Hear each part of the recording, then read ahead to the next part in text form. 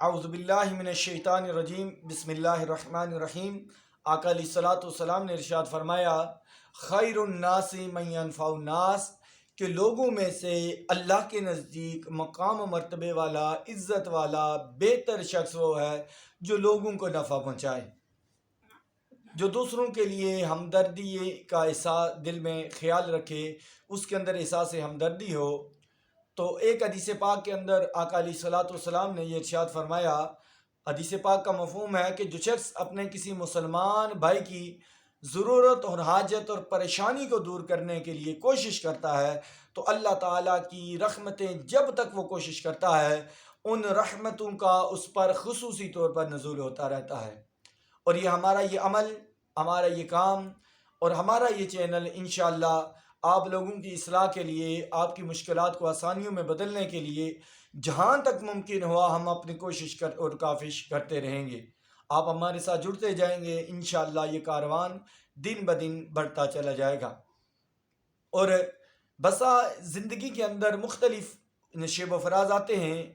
ہر انسان کی زندگی کے اندر اگر جس چیز کی خواہش ہوتی ہے، جس کے لیے وہ کوشش کرتا ہے، وہ یہ ہوتا ہے کہ اس کی زندگی کے اندر محبتیں ہوں، آرام ہو، سکون ہو اور بہت ساری پریشانیوں سے آزاد زندگی بسر کرے۔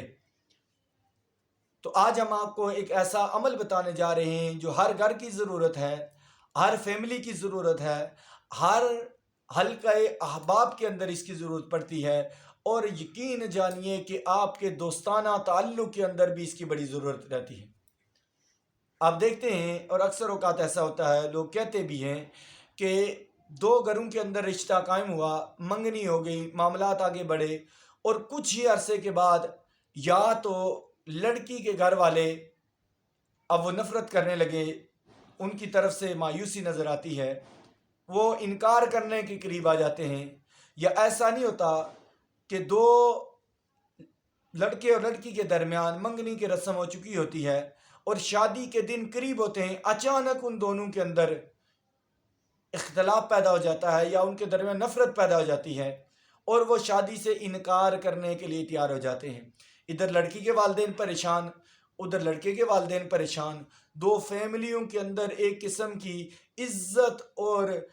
کہ آنے اور جانے کا مسئلہ بن جاتا ہے ان کا۔ تو اس مسئلے کا حل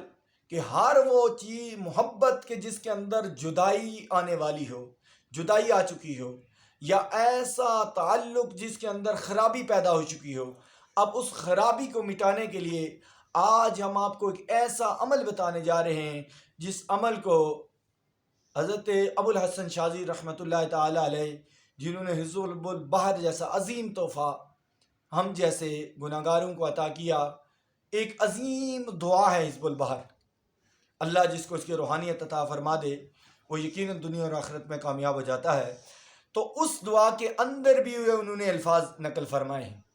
یہ اس دعا کا حصہ ہے جو ہم وظیفہ آپ کو بتانے جا رہے ہیں۔ اب عمل کیا ہے کہ ہر ٹوٹی ہوئی محبت کو جوڑنے کے لیے، ہر نفرت کو محبت میں بدلنے کے لیے اور ہر جھگڑے کو صلح کے اندر بدلنے کے لیے بہترین عمل ہے۔ اب عمل کیا ہے، آپ نے عمل کی طرف توجہ سے سنیں گے